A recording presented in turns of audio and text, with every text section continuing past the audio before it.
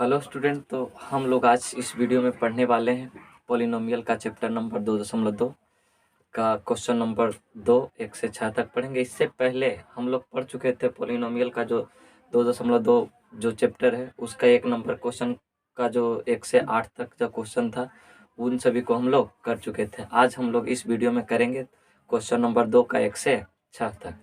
तो अगर मेरे चैनल पर नए हैं तो चैनल को सब्सक्राइब कर लें और वीडियो को अंत तक देखना बिल्कुल भी ना भूले। तो चलिए चलते हैं वीडियो की ओर।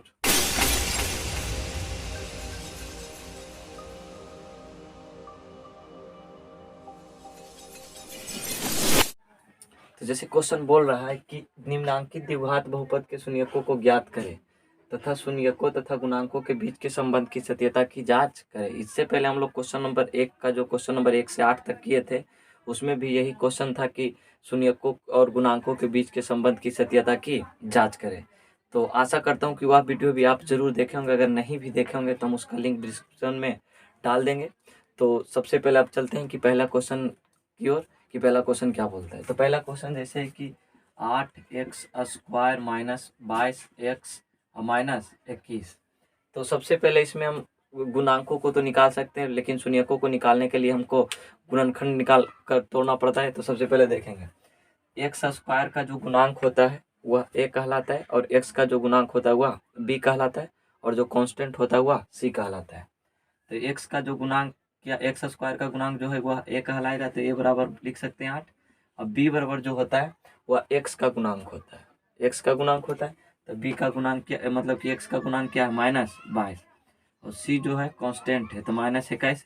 c कांस्टेंट कौन है? जो सबसे अंतिम पद होता है वह c कहलाता है, मतलब जो कांस्टेंट होता है। और c बराबर हो गया -21। ये तो गुणांक को निकल गया, लेकिन अब हम लोग को निकालना है शून्यक। शून्यक कहने का मतलब कि वैसा मान जो दिए गए मान को शून्य कर दे, उसी को हम शून्यक कहते हैं। तो सबसे पहले हम लोग को शून्यक निकालना है और इसमें जो ये सभी जो दिए हुए हैं ये द्विघात बहुपद है, तो इसमें शून्यकों की संख्या 2 होगी। तो हम चलिए चलते निकालते हैं। तब सबसे पहले अगर शून्यक निकालेंगे तो शून्यक निकालेंगे तो इसके इक्वल में हम 0 देंगे, क्योंकि शून्यक निकालने का मतलब है कि बहुपद जो भी दिए होंगे उसके इक्वल में हम शून्य करेंगे और शून्य करेंगे तभी हम लोग शून्यक निकाल सकते हैं। अब क्या करेंगे, जैसे हम अगले वीडियो में बताए थे कि जो प्रथम पद होता है वो अंतिम पद के साथ गुना हो जाता है। तो मतलब इसका जो ओरिजिनल फॉर्मेट यहाँ पर हो जाएगा 21 और गुने 8x²। तो 81 68 से 168 x² है, लेकिन हम x² को लेकर चलने नहीं बोले, बस केवल समझना है। अगर कोई पूछे तो इस फॉर्मेट में भी हम लोग लिख सकते हैं। तो 168 x² है, तो 168 x² है तो हम लोग को गुना करके लाना है 168 और बीच वाला पद को या तो जोड़कर या तो घटा कर लाना होता है। तो वह वैसी कौन सी दो संख्या है जिसे हमको आपस में गुना करने पर 168 प्राप्त होता है और फिर घटाने या जोड़ने पर 22 प्राप्त होता है। तो हम जैसे कि कर सकते हैं 22 + 6 करते हैं तो 22 6 22 और 22 28 पहले करेंगे 28 और प्लस 28 - 6 करते हैं तो 22 आ जाता है। 28 - 6 करते हैं तो 22 आ जाता है और उसके बाद 28 और गुने 6 करते हैं तो 168 प्राप्त हो जाता है। तो मतलब यही वह संख्या है जिसको गुना करने पर 168 और घटाने पर 22 प्राप्त हो रहा है। लेकिन अब कंडीशन देखेंगे कि यहाँ पर भी माइनस है और यहाँ पर भी माइनस है। तो यहाँ पर माइनस होता है तो इसका मतलब कि एक संख्या माइनस में होता है, क्योंकि गुना करने पर वह माइनस में प्राप्त होता है। एक संख्या रहने पर, जैसे कि 2 संख्या है तो एक माइनस में और एक प्लस में रहेगा, तो वह उसको गुना करने पर माइनस में रिजल्ट प्राप्त होगा। तो यहाँ पर भी गुना करके संबंध आ रहा है, तो इसका मतलब कि एक माइनस में होगा और एक प्लस में होगा। तो सबसे पहले अब देखते हैं कि वह 2 संख्या प्राप्त हो चुका है कि पहला जो 8 इसको लिखेंगे पहला पद और सेम पद को हम बराबर लिखते हैं। जैसे 8x² है तो 8x² -21 को -21 लिखेंगे। अगर कुछ भी करना है रद्द-बद्ध पोस्टमार्टम सब कुछ बीच वाला पार्ट को करेंगे। 8x² फिर माइनस इसको लिख सकते हैं 28x और प्लस 6x और फिर -21 बराबर 0। जैसे कि शुरू वाला पार्ट और अंतिम वाला पार्ट दोनों को सेम लिखें 8x² फिर -21।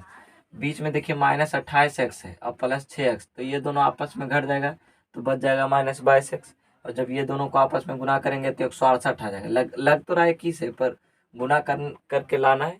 अब जैसे कॉमन लेंगे 2 पार्ट में बांट देंगे तो ये दोनों में कॉमन हम लोग को क्या दिख रहा है, तो ये दोनों में कॉमन तो हम लोग को 7 दिख रहा है, जैसे कि 4 दिख रहा है। क्योंकि इसमें 4 गुने 2x² लिख सकते हैं इसको, और इसको हम 7x गुने 4 लिख सकते हैं ना। तो हम यहाँ से अगर हम 4x कॉमन ले लेते हैं, 4x कॉमन लिए तो यहाँ पर बच गया 2x, फिर माइनस 7 चौक 28 यानी कि 7 बच गया ना। फिर यहाँ पर जब ये दोनों है प्लस है तो इसमें हम 3 कॉमन लेते हैं। कितना कॉमन लेते हैं? 3 कॉमन लेते हैं। तो 3 कॉमन लेंगे तो 2x और फिर माइनस 7 21 बराबर 0। जैसे कि कॉमन कहने का मतलब कि कॉमन जब देखें कि दोनों जो पद होंगे उसमें कौन सा संख्या जो है मिल रहा है, कौन सा कॉमन फैक्टर, उसी को हम कॉमन लेते हैं।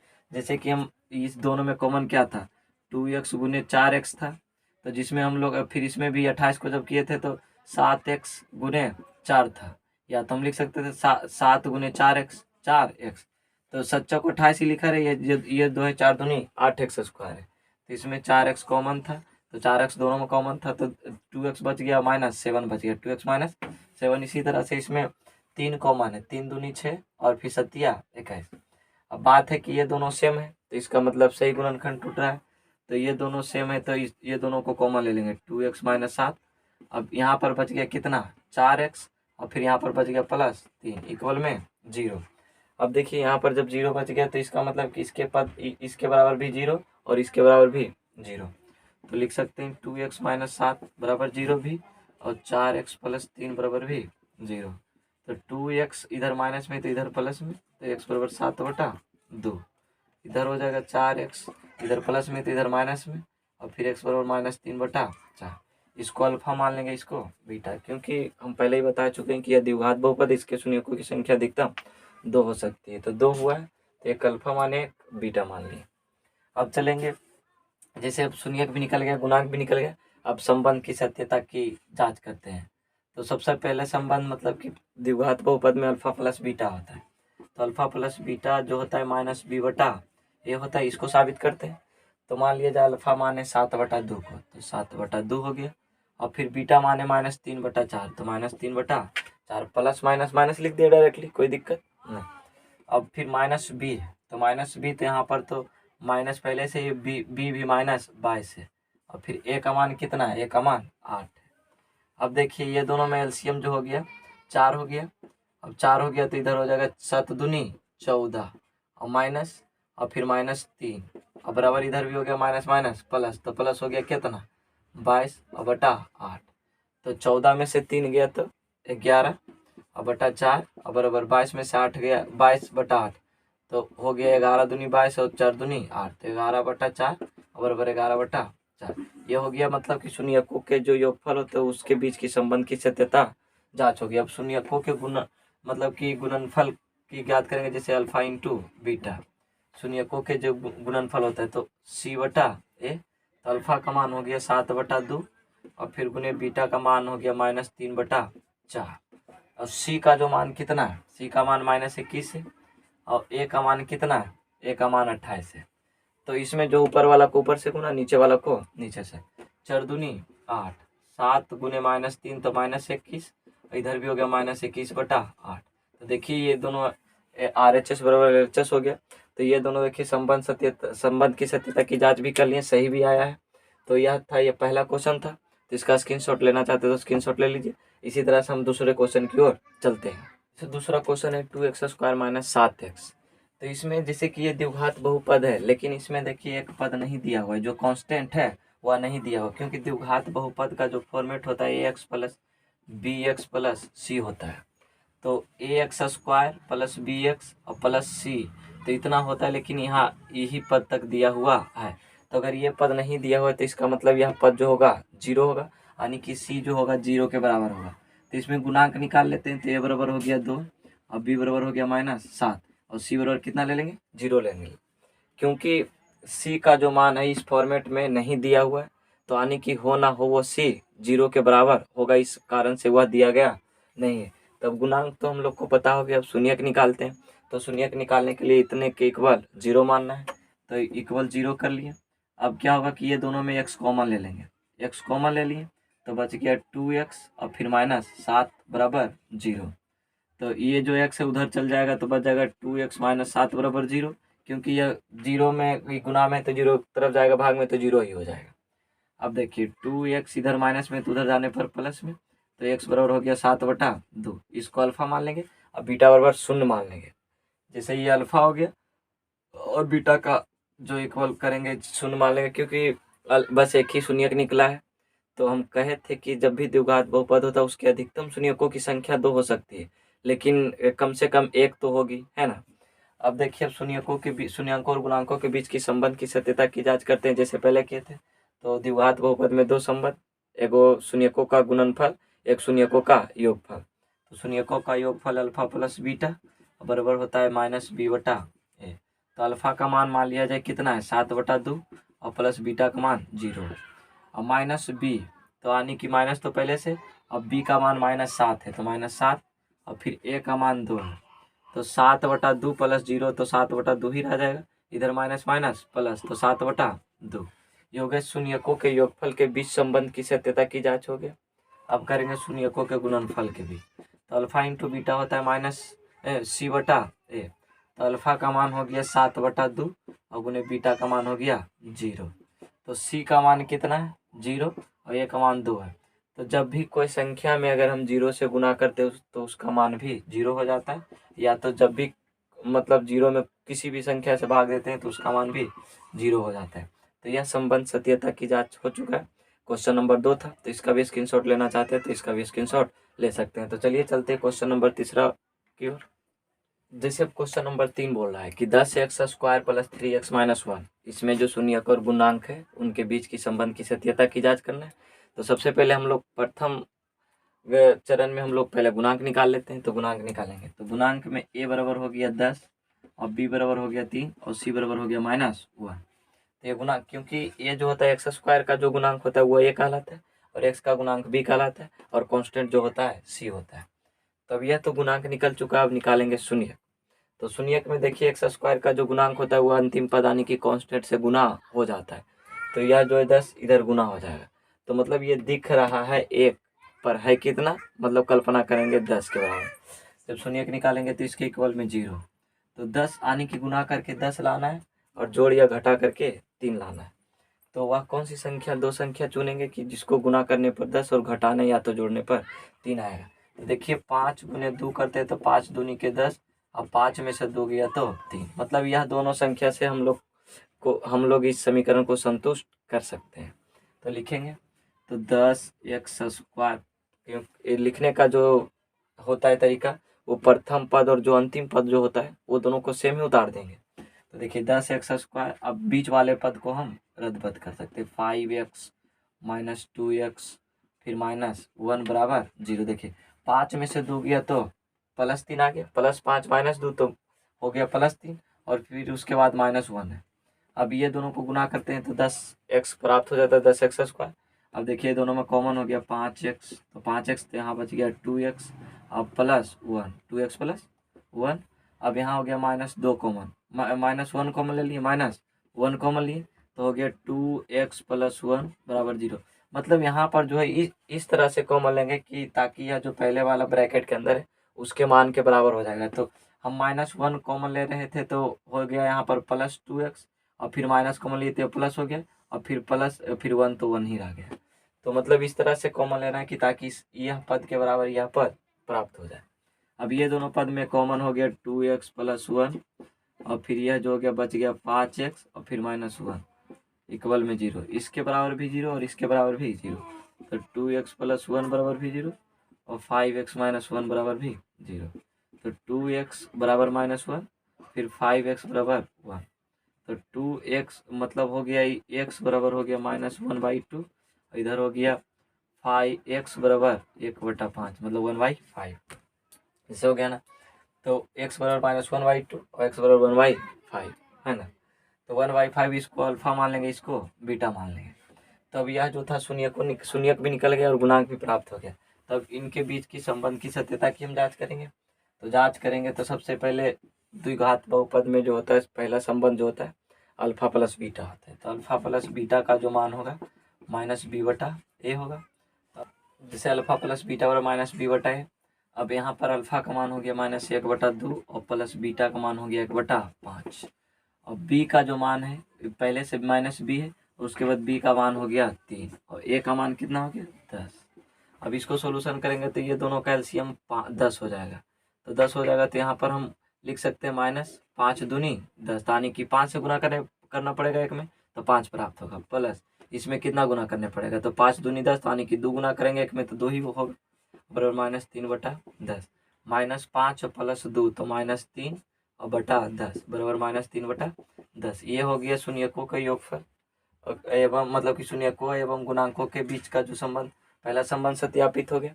अब दूसरा संबंध सत्यापित करते हैं, अल्फा इंटू बीटा। तो अल्फा इंटू बीटा बराबर होता है c/a। तो अल्फा इंटू बीटा c/a है, तो अल्फा का मान हो गया -1/2 और गुने बीटा का मान हो गया 1/5। और जो c है क्या है, c है -1 और उसके बाद a का मान 10 है। तो गुना करेंगे नीचे को नीचे से, मतलब -1 गुने 1 तो -1 और 5 दूनी के 10, इधर भी हो गया -1/10। तो यह जो था संबंध सत्यता की जांच हो चुका है और सही भी निकला है। तो इसी तरह से हम लोग सभी क्वेश्चन को हम शून्यकों और गुणांकों के बीच के संबंध की सत्यता को जांच कर सकते हैं। सबसे पहले हम लोग पहला पद में गुणांक निकालते हैं, उसके बाद शून्यक निकालते हैं और फिर शून्यकों और गुणांकों के बीच के संबंध की सत्यता की जांच करते हैं। मतलब द्विघात बहुपद में जो शून्यकों की अधिकतम संख्या 2 होती है। तो चलिए चलते हैं क्वेश्चन नंबर 4 की ओर कि क्वेश्चन नंबर 4 कैसे सोल्व किया जाएगा। जैसे क्वेश्चन नंबर 4 बोल रहा है कि px² + 2q - p² into x - 2pq। आप लोग तो क्वेश्चन देखकर हंस चुके होंगे, लेकिन यह क्वेश्चन कुछ भी नहीं, ये सबसे आसान है। तो इसको हम कैसे करते हैं, तो सबसे पहले हम लोग को पता होना चाहिए कि जो गुणांक होता है वह x² के आगे जितने भी कुछ भी हो, चर पद अचर पद हो, सब वह a कहलाता है। और जो x के आगे जो भी होता है वह b कहलाता है। और जो अंतिम पद जो c होता है, कांस्टेंट होता है, वह सभी या तो चर हो अचर हो, सब कांस्टेंट मतलब सी कहलाता है। तो इसमें देखिए x² का जो गुणांक p है तो इसको हम a लिखेंगे, a बराबर कितना p।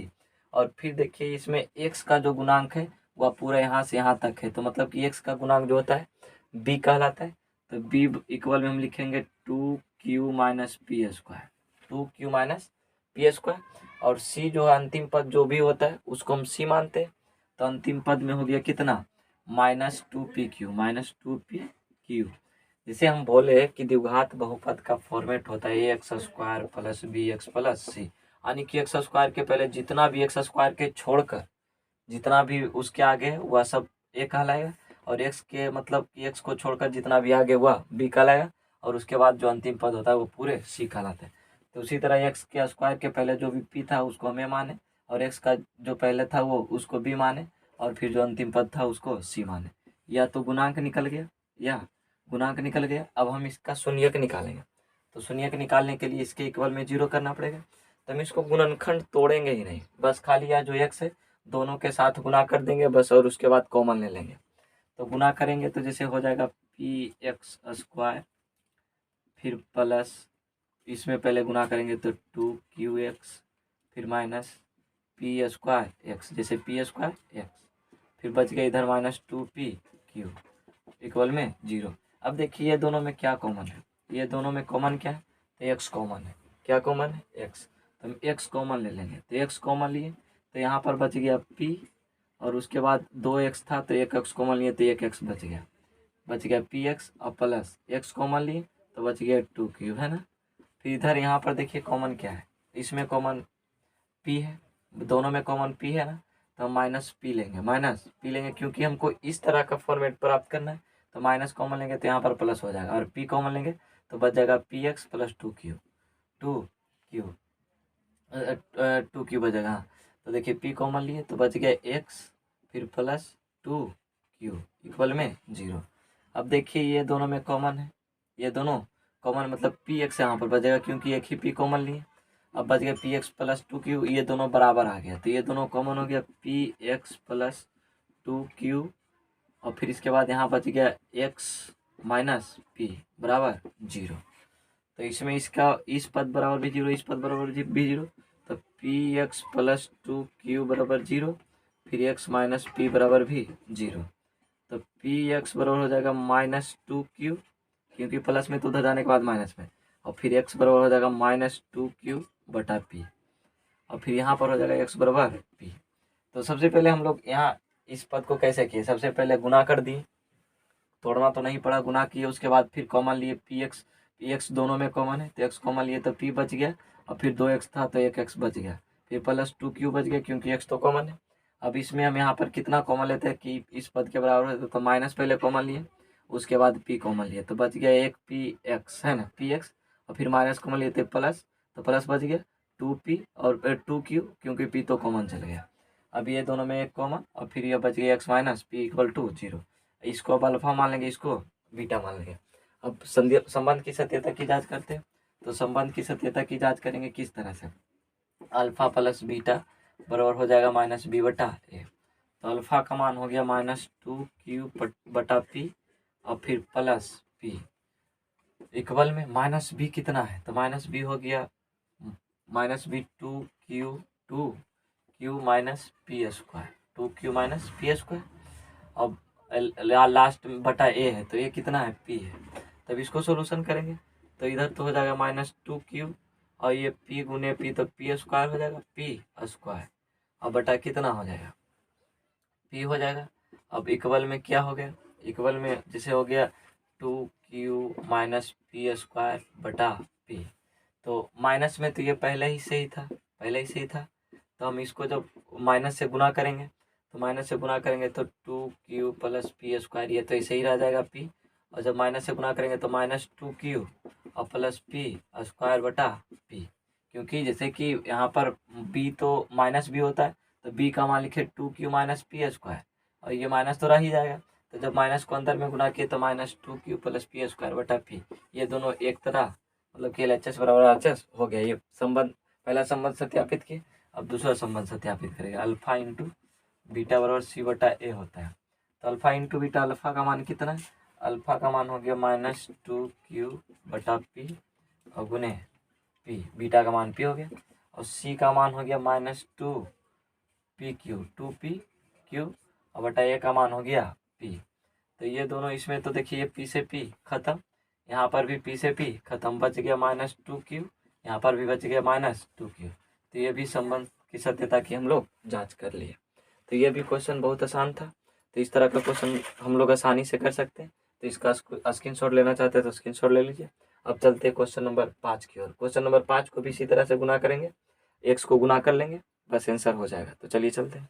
अब जैसे क्वेश्चन नंबर 5 की ओर चलते हैं। क्वेश्चन नंबर 5 क्या कहते हैं, तो क्वेश्चन नंबर 5 जो है X square minus 2a plus B into X plus 2a B होता है। तो सबसे पहले हम लोग बताए थे कि एक्स स्क्वायर के जितना भी पहले होगा वह ए कहलाएगा, और एक्स के पहले जो भी होगा वह बी कहलाएगा, और जो कांस्टेंट होगा वह सी कहलाएगा। तो चलिए चलते देखते हैं। एक्स स्क्वायर का पहले नहीं कुछ तो एक है, तो ए का मान एक हो गया, और बी का जो मान हो गया माइनस 2a प्लस बी, और सी का जो मान हो गया 2a बी हो गया, 2a बी हो गया। तो यह शून्य निकाल चुके थे क्योंकि एक्स से पहले जो भी होता है वह बी का मान होता है, और एक्स स्क्वायर के जो भी पहले होता है वह ए होता है, और जो कांस्टेंट होता है वह सी होता है, तो 2a बी। अब हम लोग इसका शून्य निकालते हैं, तो इससे पहले हम लोग क्वेश्चन नंबर 4 जो किए थे उसी के आधार पर कर देंगे। तो सबसे पहले ये माइनस से 2 अंदर गुना कर लेंगे, तो हो जाएगा क्या, पहले एक्स से गुना करते हैं, तो एक्स स्क्वायर माइनस तो 2ax और प्लस बी एक्स और फिर प्लस 2ab, जैसे ही एक्स को गुणांक किए 2a साथ तो 2x और प्लस बी के साथ किए तो bx और प्लस 2ab तो 2ab। शून्य निकाल रहे हैं तो इक्वल में 0 लेना पड़ेगा। अब इस माइनस को हम अंदर गुना करते हैं, तो एक्स स्क्वायर माइनस 2ax और फिर यह प्लस में तो फिर माइनस में bx और प्लस 2ab। अब देखिए इसमें हम लोग इस भाग को कॉमन लेंगे, अब इसमें कॉमन लेंगे तो इसमें कॉमन क्या है, एक्स कॉमन है, दोनों में एक्स कॉमन है, तो दोनों में एक्स कॉमन लिए, तो एक्स कॉमन लिए तो यहाँ पर बच गया एक्स और माइनस 2a। अब यहाँ से हम लोग क्या कॉमन लें कि इस पद के बराबर हो जाए, तो ये माइनस है तो माइनस पहले कॉमन ले लेंगे, और एक्स से पहले बी है तो बी को कॉमन लिए, तो यहाँ बच गया एक्स और ये प्लस में बदल गया माइनस में, और हम बी कॉमन लिए तो बच गया 2a इक्वल में 0, क्योंकि ये दोनों पद अब बराबर आ गया। अब ये दोनों में से कॉमन हो गया एक्स माइनस 2a, फिर हो गया एक्स माइनस बी इक्वल में क्या 0। अब एक्स माइनस 2a इक्वल में 0, फिर एक्स माइनस बी इक्वल में 0, तो एक्स बराबर हो गया 2a और फिर एक्स बराबर बी हो गया। इसको अल्फा मानेंगे, इसको बीटा मानेंगे, इसको अल्फा और इसको बीटा मान लिए। तो 2 शून्य निकल चुका है और गुणांक भी हम लोग निकाल चुके हैं। अब संबंध की सत्यता की जांच करें। जैसे हम सबसे पहले क्वेश्चन नंबर 4 की तरह क्वेश्चन नंबर 5 को भी किए, एक्स को गुना कर दिए और उसके बाद कॉमन लिए, तो एक्स का मान निकल गया 2a और एक एक्स का मान निकल गया बी, यानी कि अल्फा बराबर हो गया 2a और बीटा बराबर बी हो गया। अब हम लोग संबंध की सत्यता की जांच करेंगे। अल्फा प्लस बीटा बराबर माइनस बी बटा ए। अल्फा का मान हो गया कितना 2a और बीटा का मान हो गया बी। अब यहाँ पर देखिए माइनस बी है, तो माइनस बी का मान जो हो जाएगा, माइनस तो पहले से ही, और फिर माइनस बी का मान हो जाएगा -2a minus B, -2a minus B हो गया। जैसे कि पहले ही से मतलब माइनस है तो अंदर में इस तरह सब फॉर्मेट हो जाएगा, मतलब कि इस माइनस को हम सोल्यूशन करते हैं तो -2a माइनस बी, तो हम इसको फिर माइनस से भी गुना करेंगे तो बचेगा 2 और फिर a का मान कितना है 1 है, 2a प्लस बी इक्वल में, अब माइनस माइनस प्लस तो प्लस 2a और फिर माइनस माइनस फिर प्लस 2b, तो ये दोनों देखिए आपस में दोनों बराबर हो गया। अब अल्फा प्लस बीटा का मान निकल गया। अब निकालेंगे अल्फा इंटू बीटा का मान, अल्फा इंटू बीटा का मान, तो अल्फा इंटू बीटा का मान सी बटा ए होता है। तो अल्फा का मान क्या हो गया 2a और गुने बीटा का मान क्या हो गया b, और सी का जो मान है क्या है, सी का मान जो है 2ab है और a का मान 1 है। तो जब ये दोनों को गुना करेंगे तो 2ab प्राप्त होगा और इधर भी 2ab। तो इस दोनों तरफ हम लोग मान बराबर कर चुके हैं और सत्यता संबंध की सत्यता की जांच कर चुके शून्यकों तथा गुणांकों के बीच। तो जैसे क्वेश्चन नंबर 4 किए थे उसी तरह से क्वेश्चन नंबर 5 भी कर लिए, और इससे आसान है क्वेश्चन नंबर 6। तो इसका स्क्रीनशॉट लेना चाहते हैं तो स्क्रीनशॉट लीजिए और चलते हैं क्वेश्चन नंबर 6 की ओर। अब जैसे क्वेश्चन नंबर 6 क्या बोला है, तो क्वेश्चन नंबर 6 में जो है r square S square x square plus 6r(st) x और प्लस 9t स्क्वायर। तो इसमें सबसे पहले हम लोग गुणांक निकाल लेते हैं और इसके बाद हम इसको सॉल्व करने की विधि बताते कि कितना आसान से होगा। तो सबसे पहले हम लोग देख लेंगे कि एक्स स्क्वायर के जितना भी पहले होता हुआ ए का मान होता है, तो एक्स स्क्वायर के पहले आर स्क्वायर है और एस स्क्वायर है, तो आर स्क्वायर हो गया एस स्क्वायर हो गया। और बी का जो मान होता है वह एक्स के पहले जितना भी पद होता है, जितना भी चर होता है, जो भी होता है सब एक्स का मान हो जाता है, तो मतलब बी का मान हो जाता है। तो बी एक्स से पहले कितना मान है 6r(st) 6r(st) और सी का जो मान होता है जो अंतिम पद होता है वही हो जाता है, तो 9t स्क्वायर 9t स्क्वायर। अब इसमें जैसे कि आप देख रहे होंगे r square S square x square है, तो थोड़ा झंझट लग रहा। तो यहाँ पर हम लोग बस खाली जो संख्या है ना, चाहे मतलब कि अचर पद है उसको देखेंगे। इसमें 6 है और इसमें 9 है, तो ये जो r स्क्वायर एस स्क्वायर इसको हम भूल जाएंगे, लास्ट में लगा लेंगे। जैसे हम बोले कि एक्स स्क्वायर ये सब की फंडा में पढ़ना नहीं है, तो हम लोग बस खाली संख्या से मतलब रखते हैं। तो यानी कि वैसी दो संख्या को चुनेंगे कि जिसको जोड़ने पर 6 और गुना करने पर 9 प्राप्त हो जाए, बस उसी को हम लेकर चलेंगे और उसके बाद जो जो जरूरत होता है वो लगाते चला जाएंगे और कर देंगे। तो देखिए वह दो संख्या एक 3 जो 3 + 3 करते हैं तो 6 और 3 + 3 × 3 करते हैं तो 9, मतलब वही दो संख्या है कि जिसको जोड़ने पर 9 मतलब कि 6 और गुना करने पर 9 प्राप्त होता है। तो बाकी सब पहला पद को हम सेम लिखेंगे r square S square x square, फिर इसको हम 3 में जोड़ेंगे 3 और जितना है लिख देंगे 3r(st) एक्स प्लस फिर 3r(st) एक्स और फिर प्लस 3 × 9 फिर गुना करेंगे तो 9t स्क्वायर इक्वल में 0, क्योंकि शून्य निकालें तो 0 करना पड़ेगा, तो 0 करना पड़ेगा। तो अब देखिए इसमें कॉमन क्या है, इसमें 3 तो दोनों में नहीं, लेकिन r इसमें भी r इसमें भी है, t इसमें भी है, x इसमें भी है, तो क्यों ना मतलब इतना पूरा ले लेते हैं कॉमन। तो लेंगे देखिए t तो कॉमन नहीं, खाली r s और x होगा, r s और x होगा क्योंकि t इसमें नहीं है, तो r s x कॉमन ले लिए तो बच गया एक r फिर एक s और फिर एक x और plus r s x common लिए तो बच गया 3 और t, तो 3 और t फिर यहाँ तक तो कॉमन हो गया। फिर इसमें मतलब किसको कॉमन ले कि इसके बराबर हो जाए, तो सबसे पहले तो हमको 3 दोनों में कॉमन लेना पड़ेगा, 3 लिए, उसके बाद r s x मतलब कि 3t कॉमन ले लेते, कितना ले लेते t कॉमन लेते क्योंकि t दोनों में है तो दोनों वाला ही कॉमन लिया जाता है, तो t कॉमन लिए तो बच गया यहाँ पर r s x और प्लस 3 कॉमन लिए तो 3 बच गया 9 से और फिर टी कॉमन लिए तो टी बच गया, इक्वल में 0। तो 0 कर लिए। अब देखिए आर एस एक्स और प्लस 3t, मतलब ये दोनों इसके साथ हो गया और ये अकेले रह जाएगा R S x plus 3t equal में 0। अब देखिए इसके इक्वल में भी 0, इसके इक्वल में भी 0, तो R S x plus 3t equal में 0, फिर R S x plus 3t बराबर में 0। तो इसमें ये इधर प्लस में तो उधर माइनस में, इधर प्लस में तो उधर माइनस में। तो देखिए आर एस एक्स माइनस बराबर हो जाएगा माइनस, जिसे आर एस एक्स बराबर हो गया -3t, और इधर भी हो जाएगा आर एस एक्स बराबर -3t। तो हमको एक्स का मान निकालना है, तो ये दोनों गुना में तो उधर जाके भाग में तो हो जाएगा -3t बटा आर एस। इधर हो जाएगा फिर एक्स बराबर -3t बटा आर एस, है ना। अब देखिए शून्यक निकल गए, इसको अल्फा मानेंगे, इसको बीटा मानेंगे। अब शून्यक के संबंध की सत्यता की जांच करेंगे, तो अल्फा प्लस बीटा बराबर हो जाएगा -b बटा ए।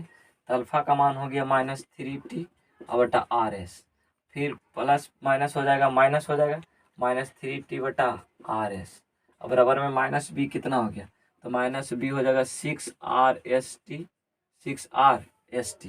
6RST दिया हुआ। और उसके बाद फिर इधर हो गया कितना, a बराबर, मतलब कि a बराबर कितना है r² s²। तो ये दोनों में मतलब कि एलसीएम हो जाएगा आर एस। अब इधर हो गया -3t और फिर -3t, इधर हो गया -6RST और इधर r² s²। तो s² से s खत्म, r² से r खत्म, तो इधर हो गया -3 और -3 तो -6t और बटा आर एस। इधर भी हो गया -6t बटा आर एस, क्योंकि कट गया तो 6t बटा आर एस। ये हो गया शून्यकों के योगफल, है ना। अब शून्यकों का गुणनफल ज्ञात करेंगे, अल्फा इंटू बीटा बराबर -c बटा ए। तो अल्फा का मान हो गया -3t बटा आर एस और गुने -3t बटा आर एस बराबर c का मान कितना, 9t², 9t² और ए का मान हो गया r² s²। अब नीचे वालों को नीचे से गुना, ऊपर वाले को ऊपर से, -3 गुने -3 तो +9, है ना, तो +9 और t गुने t तो t²। अब बटा आर एस गुने आर एस तो r² s² इक्वल में हो गया 9t² बटा r² s²। या जो है संबंध की सत्यता की जांच हो गया। तो इसी तरह से हम लोग जब भी कोई क्वेश्चन में बोले कि दिए गए द्विघात बहुपद के शून्यकों को ज्ञात करें और शून्यकों तथा गुणांकों के बीच की संबंध की सत्यता की जांच करें, तो इस तरह से हम लोग संबंध की सत्यता की जांच करते हैं। तो इसके अगले वीडियो में हम लोग पढ़ने वाले हैं क्वेश्चन नंबर 3 का जो सब क्वेश्चन है उसको पढ़ेंगे 3 और 4 को। तो वीडियो पे लगातार बने रहें और वीडियो को अंत तक हमेशा देखें, और अगर मेरे चैनल पर नए हो तो चैनल को सब्सक्राइब कर ले और वीडियो को ज़्यादा से ज़्यादा शेयर करें। थैंक यू, धन्यवाद।